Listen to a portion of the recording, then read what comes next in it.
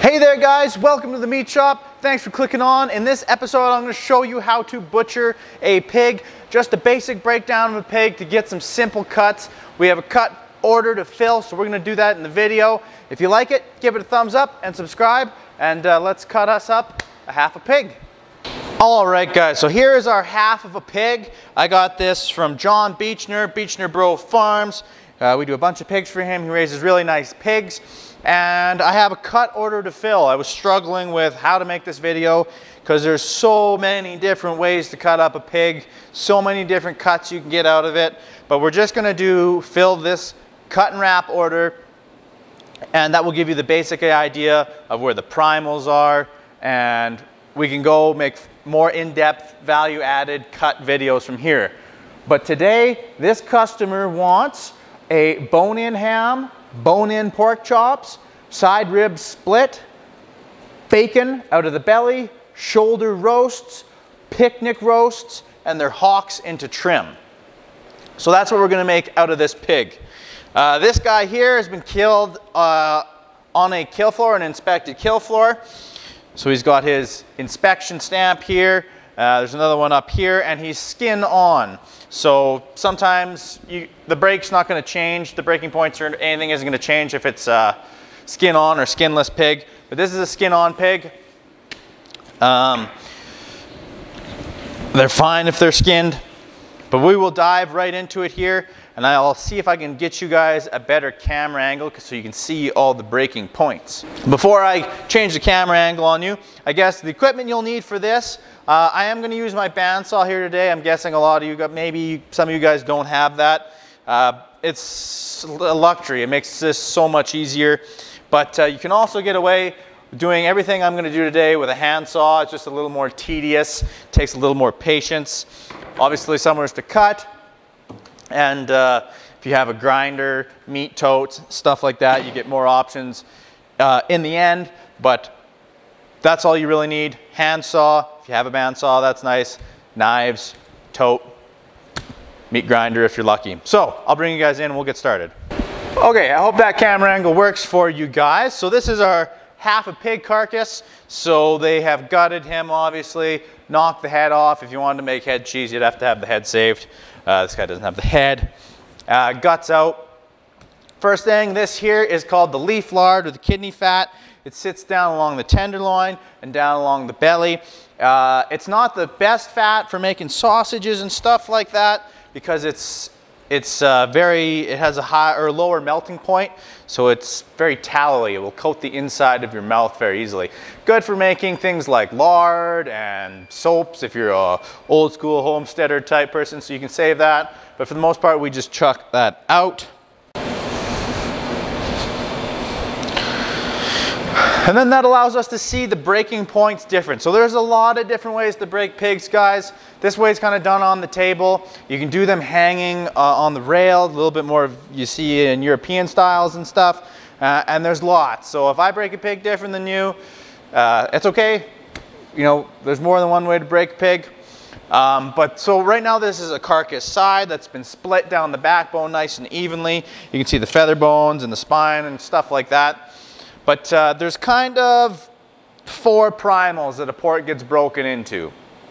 The commercial shoulder, the loin, that's where you get your pork chops from. Then this is the belly and ribs, and the leg or ham. From there you get more retail cuts, more value-added cuts. You break them down from there. There are certain locations on the carcass that you'll break it at to get those primals. So to get the commercial shoulder, which has the Boston butt or the pork butt or the shoulder and the picnic and the hock and jowl, you break it between the 3rd and 4th or the 4th and 5th. Depends where you're at and what you like. If you break it between the 4th and 5th, you lose, I guess, kind of an inch worth of bacon and the last pork chop off the loin. The last pork chop off the loin is got a lot of stuff going on in it. So we also like bigger butts around here because they're awesome for making pulled pork and they're the best stuff for sausage. So we break ours between the 4th and 5th. You can break it between the 3rd and 4th as well. So all you do is you take a knife and you count those ribs. There's a floater, 1, 2, 3, 4. Like so. Find that spot, mark it. Then you know where it is. See that mark? Yes, you guys can. Right there. So that's between the 4th rib, soft spot in between 5th rib. Then you take your handsaw and you're going to break through the backbone, and sometimes the breastbone needs broken through. You can break through the breastbone with your knife sometimes, but you want to hit that gap. You don't want to cut through these baby back ribs right here, end up wasting the baby back rib. So it's a straight cut, right in, right through the spine, go through that breastbone down there.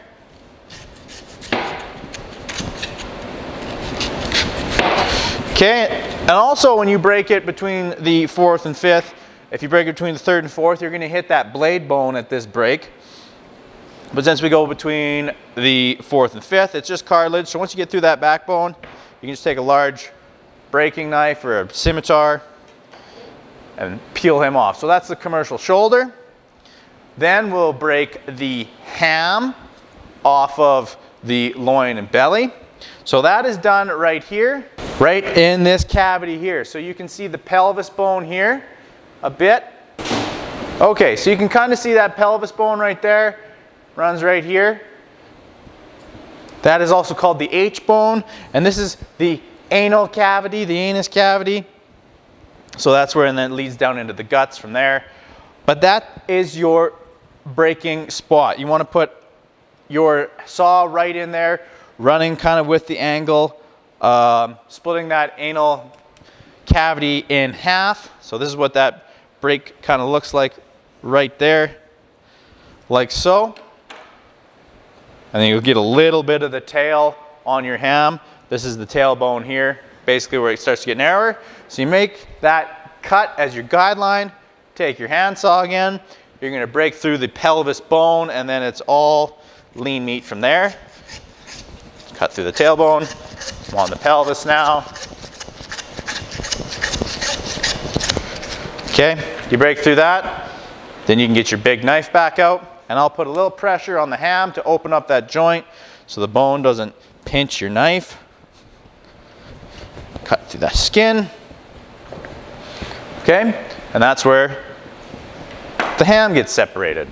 Okay, so we got the ham off. Now we have the loin and belly attached to one another, and we want to separate them. So the location for that is, would be like the T-bone end or the strip loin end of the carcass, and then this end here is like the prime rib or the ribeye end. So finding your landmark from the ribeye end, you can see the eye right there, that round muscle, that is the ribeye, the main muscle, the longissimus. You go 2 fingers or 1.5 inches or whatever from that eye, right on the edge of the eye. So you find the edge, 2 fingers, right there. That is your break line on the ribeye end. That's where the commercial shoulder came off of this end. The jowl and the head would be right there.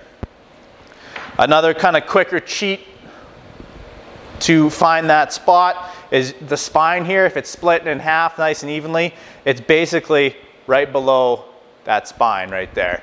You guys can see that right below that spine.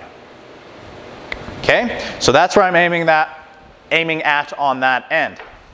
Now we flip it around to the T-bone end. We can see a couple muscle groups in here. This muscle right here is the tenderloin. This muscle right here is kind of like the top sirloin, which turns into the strip loin a little further down here. But that tenderloin right there, where the fat starts at the edge of the tenderloin, is your mark spot for the butt end, or the T-bone end, I guess you could say. So you take your knife and you're going to mark right where that tenderloin is and come down till you hit the first couple ribs. Okay? Find the edge of that tenderloin, come down, aiming at this mark that we made on this end. You want to keep it straight. Okay? So I hit that rib. Now on the first rib, I can't go any further with my knife. So I break the handsaw out again, working around the camera here. All right, then you just get the heel of your saw on where you made your mark and aim at the other line.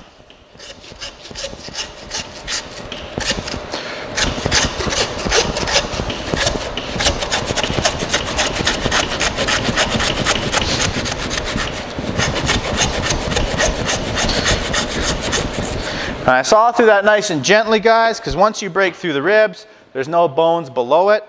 And you can just take a boning knife, run it through to separate your loin from your belly and ribs, like so. So this is where your bacon's going to come from now. This is where your bone-in pork chops are going to come from now. And like I said, this is just a basic how to break a pig type video, but there's all sorts of cool value added stuff you can do with this from here. If you haven't seen my how to make fancy bacon video, that's one. This is also where tomahawks would have come from.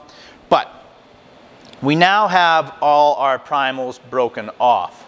Okay, so just so you kind of can orientate yourselves, that's where they were all located.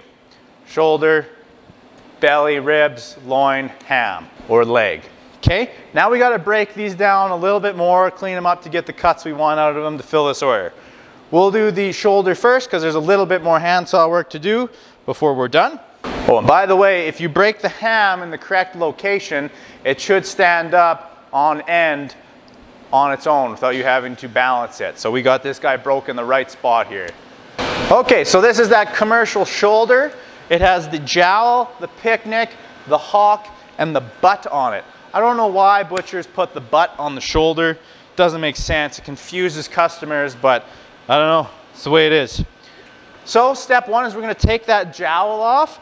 This last joint here, you can see this last joint here, guys. That is the atlas joint. That's what connects the base of the skull to the rest of the animal. You just take your large breaking knife, just go just in behind that atlas joint, and that's going to get you the jowl. Many people don't save these jowls anymore, but it actually can be salted and cured into kind of like a fatty bacon.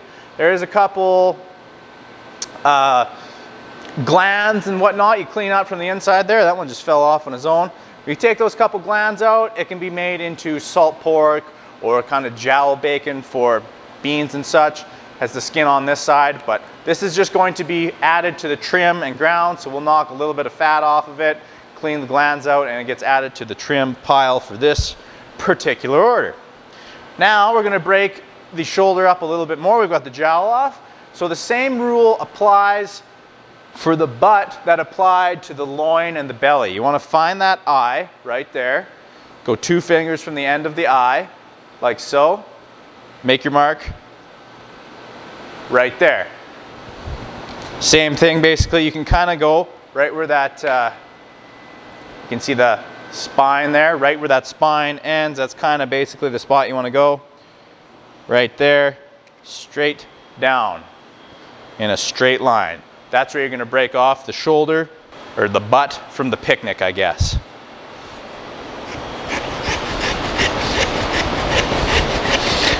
And by the way, guys, when I pick a saw out for this, I should have maybe mentioned this earlier, I like a short saw. You can get really long blades, but I find with a short saw, it doesn't wobble on you at all, so you get a nice straight line. It's easier to get a nice straight line anyways.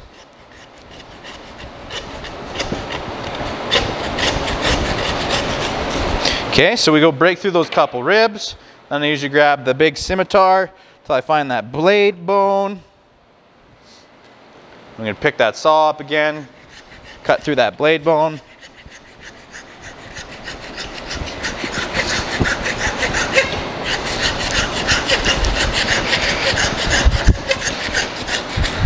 Okay, so once you're through that blade bone, you'll feel you're into that soft meat. You can just pick your scimitar up again or whatever you're doing it with.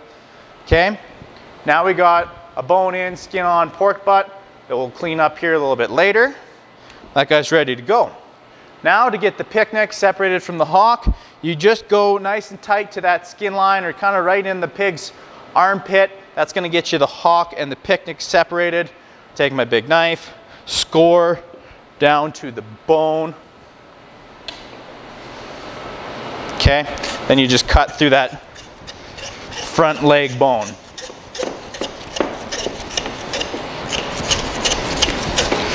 Okay, now you're through. Wham. Pork hock. Pork picnic. Bone in that needs to be cleaned up. So we can do those ones now, I guess, since we have them separated. So here to orientate you again, to do a pork puzzle. There's the picnic. There's the butt. There's the hock. And this is where the jowl came off of. Like so. Can't really see the jowl, but like so. Sort of thing. So that's the commercial shoulder broken down. These two are just going to become sausage or ground pork. So we're done with them. But these two are going to become roasts.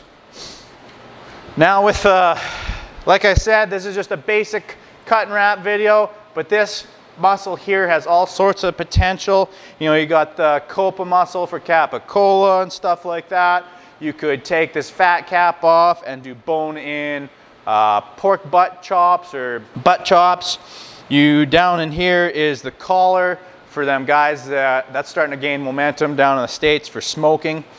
But these guys here want a roast. So we're gonna knock that skin off and shoulder blades coming out. This guy's not split real even down towards the neck. Usually there's bones in here. This guy actually doesn't have any bones.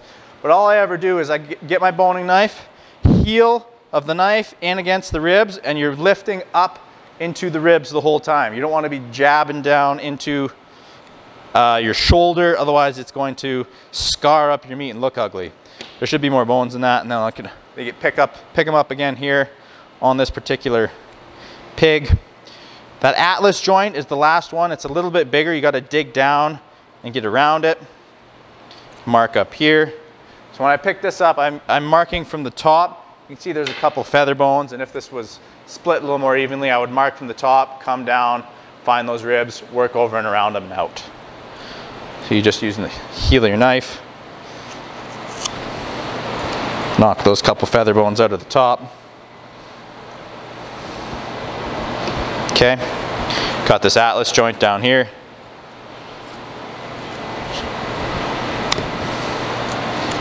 Why is it called the atlas joint? Because it's the last one that holds the head up. I think it's named after that man, that atlas that holds the world up. The world's in our heads, I guess. That's why they call it the atlas joint. And I just trim up if there's a little bit of meat left on it. You know, just trim it up, add it to my trim pile. So there's the bones. Then we're gonna take this skin off for these guys. They want a skin off pork roast. You can leave the skin on. It's not really common where I'm from. Most people don't do skin on anything. On occasion you'll get skin on side pork, but you get just under the skin. This guy's got a little bit extra fat, so you can go, don't have to worry if you go in a little too deep, but just get below that skin and make nice big strokes till that's off. If your pig is skinned when you killed it, you obviously don't have to worry about this part. And this is the only one I'm going to show you the skinning process for, because it's the same for every one of these cuts that we pull the skin off of. You just get your knife below. Try not to punch through too many times. Try not to go too deep. Don't go too shallow. And I'm always pulling with my left hand. I pull away and cut, pull away and cut.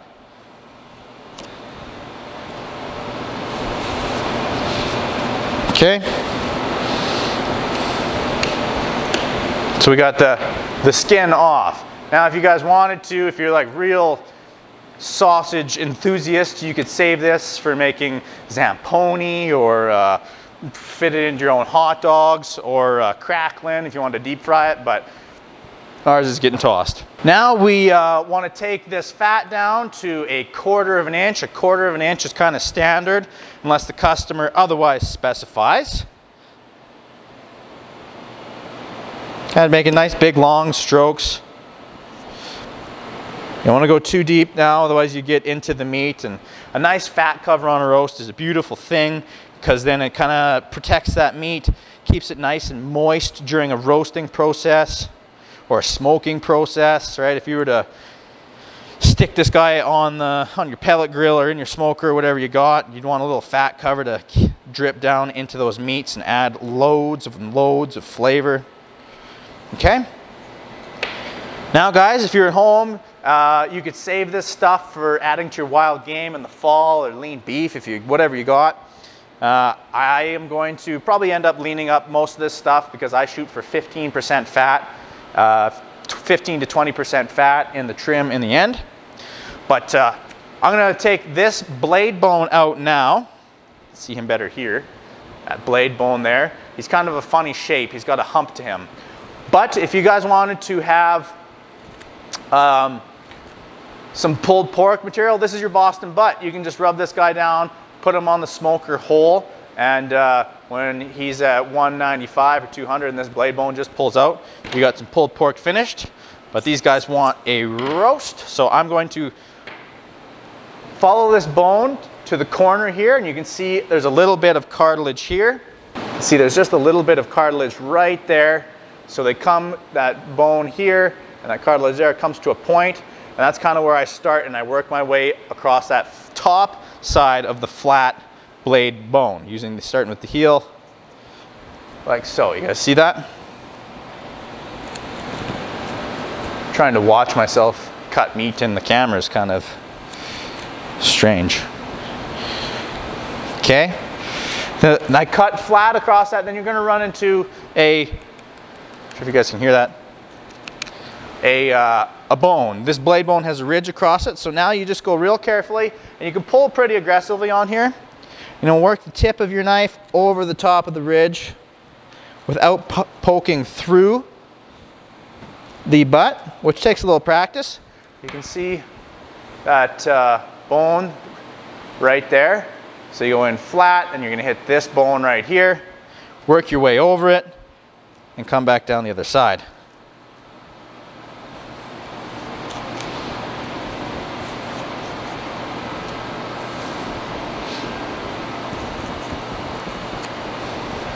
Okay, so you can see that bone starting to take shape there now. There's that ridge right there. Now I've basically come through to the other side, so you just flip over to the underside and free it up from the muscles underneath. Okay, and I'm always kind of pushing and pulling at the same time. Pushing, that opens up the seams a little bit better, so your knife you're not digging into stuff, guessing with your knife where you gotta be. Okay. This guy just needs a little freed up there, and okay. There he is. Now that blade bone has been taken out of there. We're gonna have a boneless shoulder roast. Not too bad. Got a little bit of meat to clean up there. Don't want to leave any behind, right? That bone cleaned up. Then I'm gonna tie this into a roast, the shoulder roast here. So you start at the largest part, and you tie kind of down from there. If you guys haven't seen my how to tie a butcher's knot video, I'm just using medium coarse butcher's twine. I'm just going to hit it with the butcher's knot over and over it again till it's tied nice and evenly and symmetrically. Okay, so there we go. I did a bunch of tying there. Now the key, you want to keep them nice and even, starting at the biggest spot and work your way out from there. But this roast isn't finished. We have to do what's called facing it, because that isn't a very appealing looking face of a roast for you. So I take it and I square it off just past the first string we tied. And then on this side, it's kind of tapered. You can see, so I square it up on that end too. And we add those squared up ends to the sausage pile. Okay, and these guys want 3-pound roast, so this is probably about a 6-pound shoulder now. So there's that faced up end, looks much better. There's the other faced up end, looks much better. A little heavy fat there on the end, but okay. So I'm gonna cut this roast in half, and they're gonna have their 2 3-pound roasts. Bada bing, bada boom. No bones to worry about, so they can just cook it, carve right into it, nice and easy for them to cut around. Another thing you wanna do when you're doing this at home, with pigs it doesn't matter as much, but with larger animals like elk, moose, and beef obviously, you want to look at which way the grains are running. This isn't the greatest example of a cut because there's so many different muscles in here, but you want to set it up when you're tying your roast. People will tend to cut whatever way your strings are tied. that they're cutting against the grain of the meat. I'll show you in a different cut which way what a grain is, but it's the direction that the muscle fibers run. So that was the butt. Now we're on to the picnic. These guys want a roast out of the picnic as well. So there's a couple rib bones here we'll take out, and we save them as spare ribs. For people, it'll be kind of like your cross ribs if this was a beef, but using the heel, sorry, I should have showed you guys. So I use the heel of my knife, and I'm kind of pulling them away from the meat as I cut, so you don't end up gouging into that meat like I mentioned before. And sometimes there's a little breastbone you got to work around at the tail end, the bottom end of those ribs. Now I got these little guys, 1, 2, 3 ribs, and you can see kind of here there's a bit of cartilage here. There's a bit of cartilage down along the bottom. So all I do is I take the heel of my knife into the cartilage. I square that off because it's kind of chewy stuff. I knock that last bone out of there. Clean up a little bit of that body cavity, veiny stuff. There, and you got a couple little square set of spare ribs to add to your barbecue. Then obviously this has got to get skinned. These guys are getting skinless roast. So I'll skin that real quick and be right back. You know the process. Get your knife just under the skin, not too far under the meat, and try not to pop out too much. Okay. It's been skinned. All right, so this is a little further down the arm of the pig. So there's kind of two, if you could break muscles into two kind of groups, it'd be locomotion and support muscles. So locomotion muscles, the animal's using it lots, which means it's got more collagen fibers in it, which makes it a little tougher. This muscle kind of falls into that category. It's the forearm of the pig. He's constantly pulling this back and forward to move.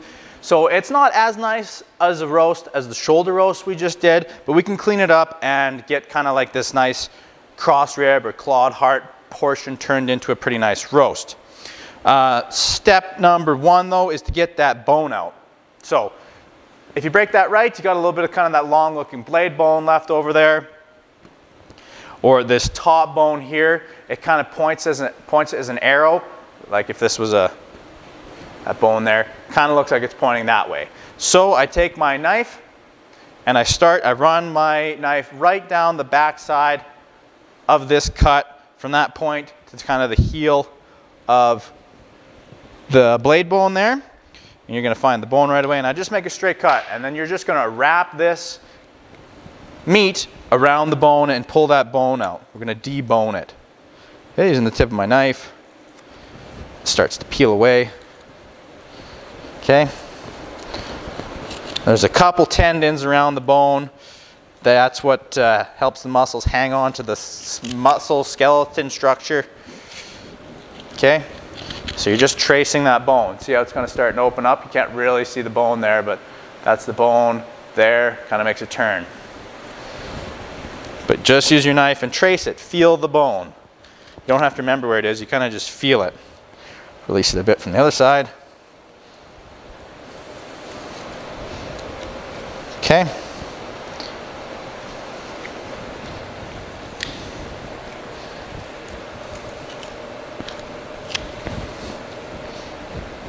And get that bone there. You can see the rest of it here now.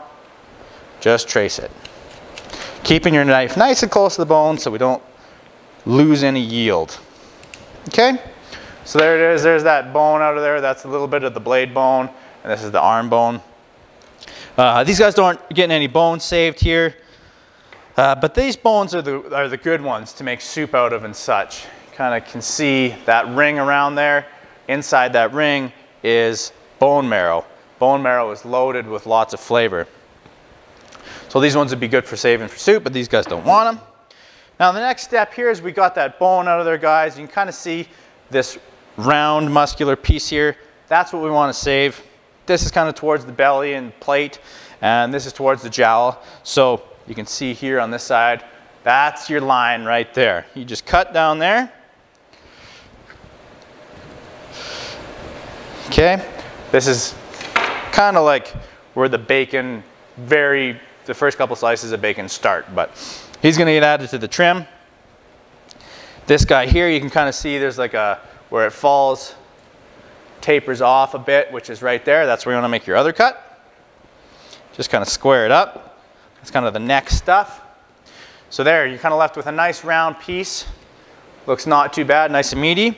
But on the underside here, where we pulled those ribs came off of right here. You have a little bit of body cavity fat you want to take care of, because that body cavity fat's kind of tallowy and stuff. And there's a couple veins in there. So you just try and pull just out that a bit of body cavity fat, no meat wasted there. Then it's ready to tie. You can dig a little bit deeper if you want. Be careful though, because like this fat seam does kind of go most of the way through this cut. So you don't want to get too crazy. A little bit though is required for sure. Okay. So this guy kind of opens this way. So that's the way I want to tie him shut. So I'm going to run some strings across him this way here, starting at the biggest portion of the muscle, which in this case is pretty uniform size. Tie out some butcher knots, and the picnic roast, boneless picnic roast, will be done. Okay guys, there's the boneless picnic roast, nice uniform size. It's probably a little bit bigger than 3 pounds for these guys. So we'll square those edges up though, and that should make it pretty darn close. Square the faces up. Over. Okay, and if it, you can kind of see mine tapers out on these ends here. So I'll set them flat, straight up and down flat like that. And I will square them off, because otherwise those ends will cook way faster than anything else. And you'll have kind of like burnt crispy ends. Maybe you like that though, so you can leave it. It's your cut. It's your pig to do with what you please. But there it is, a nice little picnic roll or picnic roast or cottage roll, sometimes I've seen them called. There you go. And this stuff here guys, this is just the trim that came off it. I cut a little bit of fat off if I need to. You don't really need to take too much off this guy. Looks like it's got a nice ratio for making sausage and ground pork. And I just cube it up for the grinder. Or if you don't have a grinder, you can turn all this stuff into stew, making sure you kind of get out any heavy bits of cartilage or tendons and stuff, because there's a little bit of that in the picnic. The jowl and the hock, they're just going to get turned into trim. So I'm just going to skin them both quick. Start using the heel of your knife and try and stay out of the meat and nice and close to the skin. Now I should have showed you guys before I skinned this hock out, I guess. If you guys like your pork hocks, there's lots of people that save them for soups and stocks and stuff. You just break it off where the meat tapers down and it just becomes bone right here. So you just take your handsaw, break it off there, and you can have a whole pork hock for making head cheeses and soups and stocks and stuff. Or you can split it in half and then you get access to that marrow for your broth. But now these are both skinned guys. I cleaned this jowl up already. Like I said, you can turn that into bacon or whatever, cut it up into cubes for crisping up to add to baked beans and stuff. But I just took it down to 1/4 inch, so it's just going to be trim. Now with the pork hock, I just start at the foot end, cut through the tendon there till you get to the bone, flip it over, do the same on the other side, and then you just trace the bones. Okay.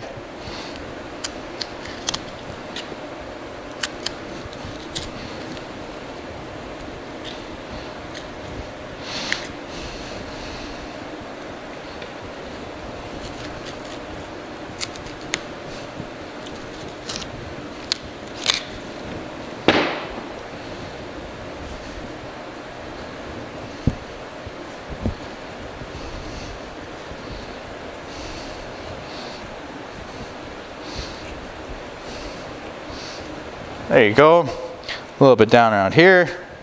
Scoop out. Just kind of use the heel of your knife and the tip of your knife, and you're just feeling for around those bones. You want to get as much meat off as possible. Don't want to waste no meat. Nice pigs. There you go. There's the hock, deboned. And these guys, now if this was a deer or a beef or something like that and you were going to grind it at home, you'd maybe want to take a little bit of that heavy silver skin off. But since it's just a little pig and I got a 7.5 horsepower grinder, it's going to go through there no problem. Get it cut up nice and fine. Same with this jowl. You guys another side angle of the jowl here. It's actually quite a tasty looking cut. Marbling in it. So, but anyways, it's going to add to our sausage. So there we go. That's the whole shoulder taken care of. Now this customer here wants a bone-in ham. So I'm not going to show you how to make ham in this video. I'm just going to show you how to get this leg prepped to make ham. So here it is. The ham we broke off. It stands up on its own. So we broke it in the right spot. There's a couple marker points here that you guys are gonna kind of learn.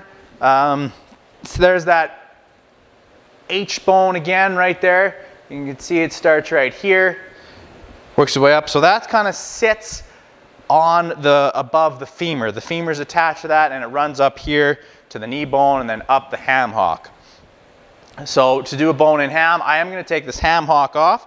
So what I usually do is I bring it to the edge of the table and flex it up and down. And you can see, you guys can't really see, but as I flex it here, you can see the joint down there. But all you got to do to find it is bring it to the edge of the table and poke around, press your thumb or finger into it real hard till you can feel there's a spot the joint will open up. So you keep, with this hand here, I'm keeping pressure down on the leg, and you just take your knife, keeping pressure down, that's going to open that seam up, and you just knock that leg off. Okay? It's a pretty big joint, so you can get it with a knife. Now we have that'd be the ham hock.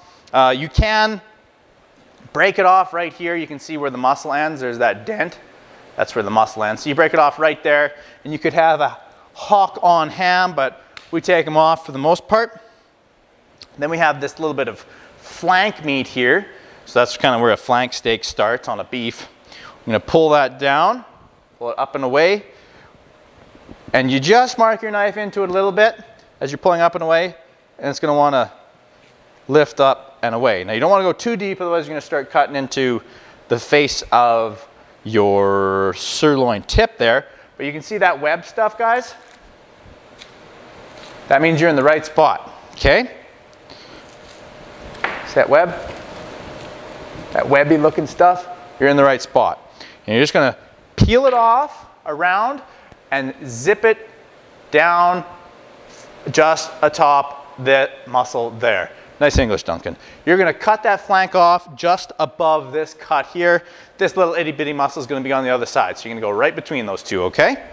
And you're just gonna cut down on the other side. So that's gonna now opened up the face of the ham. And now we will pull out the pelvis bone. So there's a little bitty tailbone here that we left on from breaking, and that pelvis bone. And there's a little bit of meat inside the anal cavity. So use the heel of your knife. Go flat down till you'll feel a bone right there. Then turn your knife 90 degrees and scoop up that bit of meat out of there. May as well save an ounce. Cut the little tailbone out. No meat on the tailbone. So now you guys can kind of see that bone a little better. Kind of see it move. That's where it is, right there. Okay. Now you're going to use your knife again and cut across that pelvis bone. And it's going to start to lift away from the femur. Now this is kind of the tricky spot here, guys. When you find that femur, I'm going to kind of prep it so you guys can see a little better. Okay, so there's that pelvis bone there. And you can see it lifts up. That's right there. Now when you get to the inside here, you can see this here, right there. That is the top of the femur bone. And inside of it, you can see that little itty bitty thing I'm pointing to right there. Kind of looks like a tongue. That is a big tendon that comes out of the middle of the femur bone and attaches itself to the pelvis bone. So you need to get inside there with the tip of your knife and nick it, and then it just releases away. Now you can see that a little better, that big tendon there. Now you just trace around the pelvis bone. And you can really pull on it now and separate it. Tracing that pelvis bone, because it does kind of make a turn.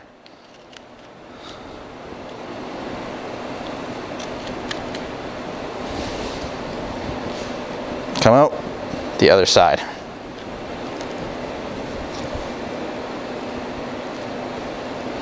Okay, so there's that little pelvis bone, that oyster meat sat on there. That's where that femur bone attached to in that socket. There's a little bit of meat on there to clean up off the bone. Okay, once your bone's cleaned up, you're good to go. So now we're just about there, ready to make a have a bone-in ham set up. Nice finish on these pigs. You don't hardly have to trim any of that off. We wouldn't anyways because we leave the skin on hams. Okay, we just kind of round these faces here. And sometimes here you can have like a big heavy piece of silver skin. That's where the two inside rounds made contact and they opened it up to split the carcass. So that's going to be tough. So sometimes we'll just get just the tip of my knife underneath here and open this face up. Take some of that silver skin type fat off. Okay. Just a little bit more maybe. Just open the face of that ham up. Sometimes there's a little silver skin where the tail was. Okay, and now that is ready to be turned into a bone-in ham. Looks lovely. And now you got this surface. If you want to inject it, you can inject it all the way along that femur bone. The other side, you got a little bit of area to access to inject as well. But that is how I prepare a leg to be made into a bone-in ham. Okay, then there's just like the little scraps and stuff that are left over.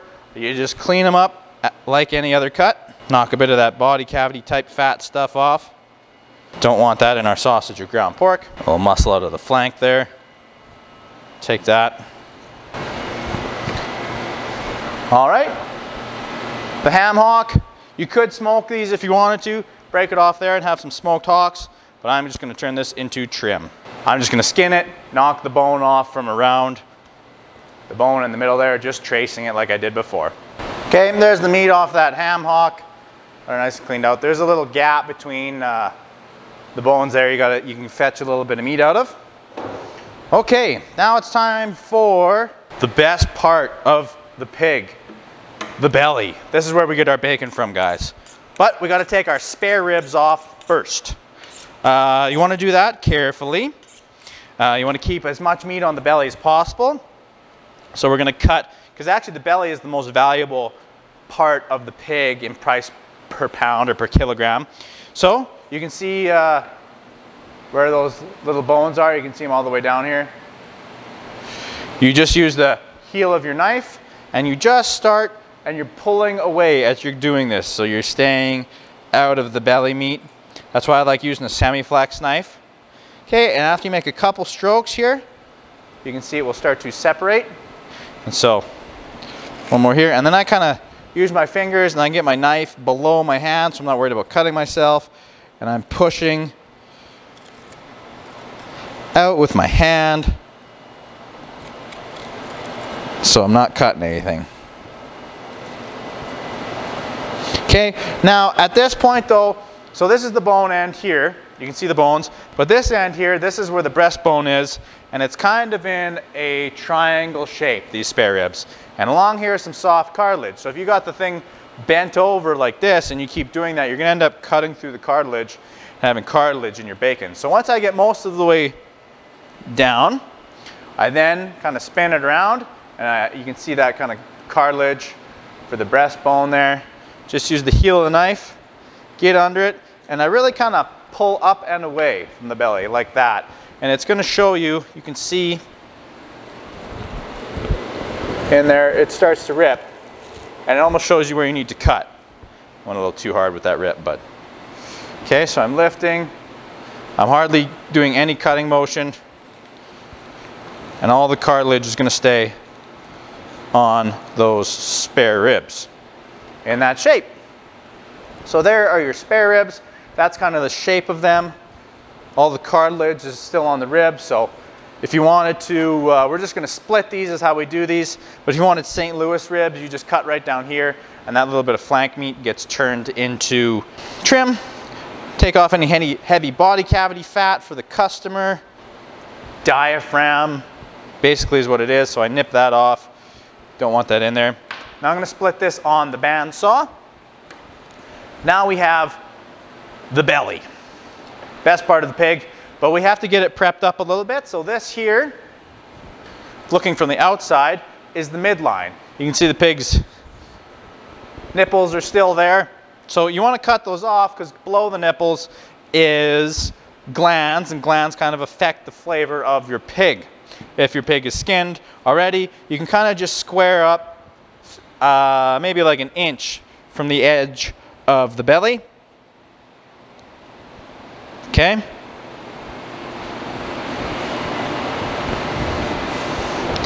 And now this is just going to be cleaned up and saved. There's the nips for trim. This is great stuff if you guys are hunters out there and you're watching this, you have like a really lean cow to butcher, whatever. I add pork belly trim sometimes to wild game sausage. Works quite nice. This is beautiful fat. That intramuscular fat is nice and juicy. It doesn't get greasy and flow out. Take a little bit extra of that fat off though if it's a little too high percentage. So that stuff's worth hanging on to. That's going to add to their ground pork pile. Okay. So this is the end that's closer to the head or the ribeye end, and this is kind of the loin end. So the loin end looks a little sloppy. Like that doesn't really look like very good bacon right now. So you got to square it off. You can kind of see it tapers down a little bit. So I knock off just kind of the first 2 or 3 inches there. And then it's kind of starting to look like bacon again. This end looks like bacon already, but the other end doesn't. So this end here is now added to the trim. You just clean up, take the lean meat out of there for ground pork. Take a little bit of fat with it is okay. A little bit of trim cleaned up. All right, then the next step is to carefully skin the belly. Or if you want to have a skin on belly, you want to have some rind on bacon, you can leave this like this and then salt or pump this side if you want to. But we skin all our bellies here unless the customer otherwise specifies, and this gal does not want any skin on her bacon. So what I do is I kind of flatten it out so there's no wrinkles in the belly, because when the pig is hung, sometimes that flank meat, you can kind of see there's a little bit of wrinkle there, but sometimes there will be big waves and they're hard to skin over. But I just press it flat. This is very unexciting, guys, so I'll just get it started to show you. Get that little edge lifted up, and then you can peel up and away and just do strokes over and over and over again until you're all the way through the belly. And like all the other cuts, guys, you want to stay close to the skin, not going too far into the meat, especially since it's the belly. You want to save as much bacon as we can till that skin's off. All right, guys, so there's the belly all skinned up, ready to go to be made into bacon. There's the other end. There's this end here. There's a little bit of a dimple in the belly when you're skinning, a little bit of a tricky spot to do. So just take your time with it. But that guy is now ready to be turned into bacon. I do have a how to make bacon video already for you. So if you want to know how to do that, click on that. And so that basically, then there's our side ribs I'm going to throw on the bandsaw in a second here. Leaves us with the pork loin. This guy right here, our final piece. This is where our pork chops come out of. Some on there, some on that end. But so you have lots of options with this piece here. These guys today want bone-in pork chops. But if you wanted boneless pork chops, you could peel that tenderloin out there. That's the muscle. Get your knife close to the bone. Follow down the backbone, free it away, and it just slides out of here. Then you would skin it and mark down these bones here like we did the side ribs. These are your baby back ribs. You can't get baby back ribs if you have bone-in pork chops. That is the bone in the bone-in pork chop. So there's lots of things you can do today, but do with it. But today we're going to do it with some bone-in pork chops. I take this fat off here because this is still some more of that kidney fat or leaf lard, but the tenderloin is right there, so don't get your knife in too deep. Knock off some of those glands and stuff that live in the kidney fat. Okay, and that if you want to do the boneless loin there, that kind of exposes that tenderloin a little more thoroughly for you to see. Kind of see that muscle there now. That's the tenderloin. And if you guys don't have a bandsaw, I'm going to throw it in on the bandsaw in a couple seconds here. Obviously, you would skin it first, but you could use a handsaw and just go through at an inch or whatever. Maybe I'll just do like the first 1 or 2 so you guys can see that it can be done. But I'm just going to skin it. This guy's skin on here. These guys want skinless pork chops, so very unexciting. I just get my knife under and peel it up. and keep peeling away. Staying nice and close to the skin, not too deep. Okay, I've popped the skin off. I figured you guys don't need to watch that, it's pretty boring, and I got a feeling for the most part your guys' pigs, if you're kind of homesteader types, will be skinned already. So then we just kind of look at the outside of the chop, and we want to take that down to 1/4 inch all along the back, not going in too deep, otherwise you're going to end up hitting the loin. So you just take your time, nice and slow, and stay just above the muscle, all the way down the loin.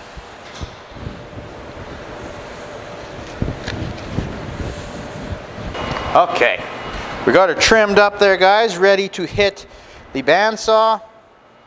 I got close to the meat on this end here, you can see, but it's on the rib end, so there's a little fat underneath it. I'm not too worried.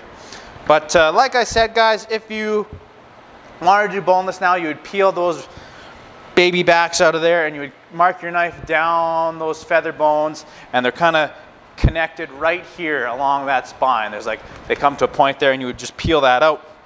But these guys are going to do some bone-in chops. So if you wanted bone-in chops really bad, you could use your handsaw. And I mean, if you really wanted to, they would be big bones or big chops. But there are these little, zoom it in here for you guys, but there are the little spaces between each vertebrae.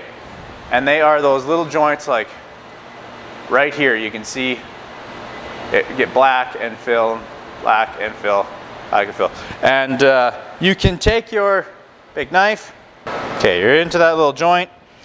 You can break through with the heel of your knife and cut down. You got yourself, they're going to be a little bit thicker though. Go to that next joint. Through, heel of a big, you need kind of a big heavy knife for this. And go through. And you got yourself a bone-in pork chop. They're all going to have one bone on them. Find that joint.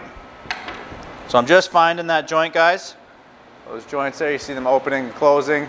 One there, one there, one there, one there. Get the heel of your knife in there. Go through. Break through that joint. And there you go. You could have some lovely, cut yourself some lovely pork chops that way. If you're having a real tough time with that, you can get your handsaw out into that joint and just bust through.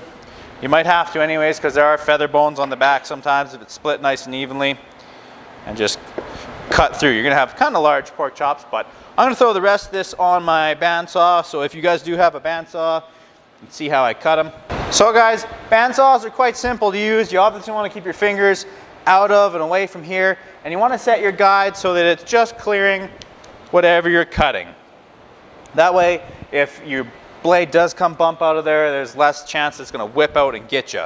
I would use the bandsaw a little bit more regularly in the process, but I wanted to show you guys most of it can be done with a handsaw.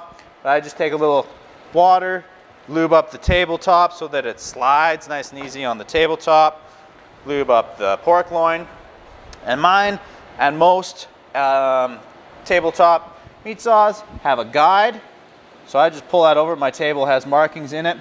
We cut all pork chops at 3/4 of an inch, so the space right here is 3/4 of an inch. This table slides, obviously. I try and keep a nice square edge against this little lip, and then you just run it back and forth, mostly using your hips so that your hands are never, you're not pushing here and going to zing your fingers through the saw.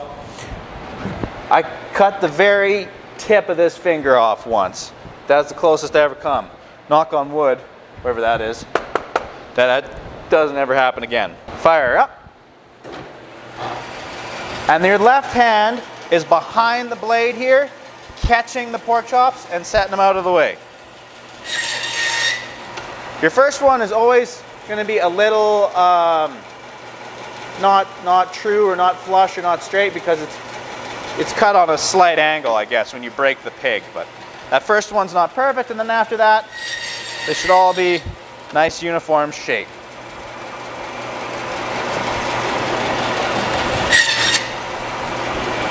And you just back and forth with your hips. Piling them up out of the way of the blade. Water helps it slide.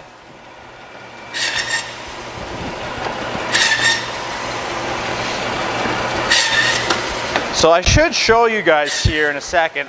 I started those first chops with the knife and the handsaw. Those were off the rib end. Now we're coming to the loin end, and the chops look quite different.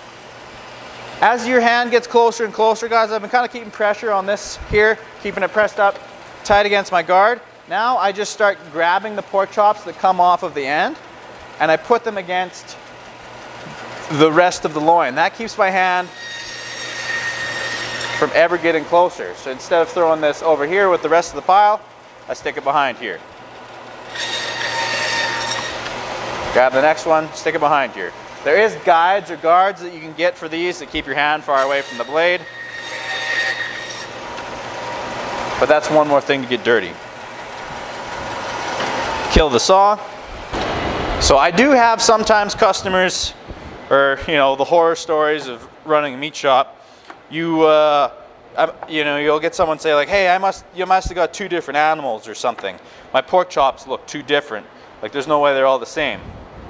Look at the size of this one. Look at the size of another one." But this is all off the loin here, guys. From kind of 3 different spots. This is the rib end of that pork loin we just cut. Looks quite a bit different than the middle. The middle looks like a nice T-bone. You got the pork chop on this side, the tenderloin on this side. And then this is a bone-in sirloin chop, which looks quite different again. You got a big kind of round femur bone in there, but they're all off the same loin. So now all we got to do is grab our little pail of water and scraper, and we're going to scrape. You can see here on the face of this, like around here, there's like a little bit of bone dust and bone smear and stuff. So if you give them a nice scrape, it takes that bone and fat smear off of there. That's fat, causes problems, right? Like if you throw that on the barbecue, the face of your pork chop is going to catch on fire. So we just give them all a nice scrape, and they're ready to get bagged up. So I'm going to do all these guys now, but this is kind of what we came out with here for pork chops. Nice little stack there, a couple more here, and that guy to scrape up. But I'm just going to scrape them all up, guys, and that's basically going to wrap up our how to cut a pig video. I'll get one last shot of it here when it's all said and done, and it'll bring us to a close. Yes, I forgot to show you guys the spare ribs, but they're super easy. You just space it so that this is basically, you're splitting them right down the middle. You fire it up. You start back here, nice and gently into the saw. Once the saw gets a little bit past, you get on either side. See this hand grabs here. I come over the top with this one here, and just pull it through. Spare ribs. Alright guys, I forgot to film the last little bit for you, but there's all the cuts all piled up together there. A couple roast, ham, spare ribs, pork chops, and that pile of trim in the back left corner there, ready to be made into sausage or ground pork or whatever you want to do. But thanks for watching, guys. I really appreciate it. If you like it, give it a thumbs up. I hope you use this as a guide to cut up some pork at home, or you learned something new. Don't forget to subscribe, guys, and thanks again. Appreciate it. Take care.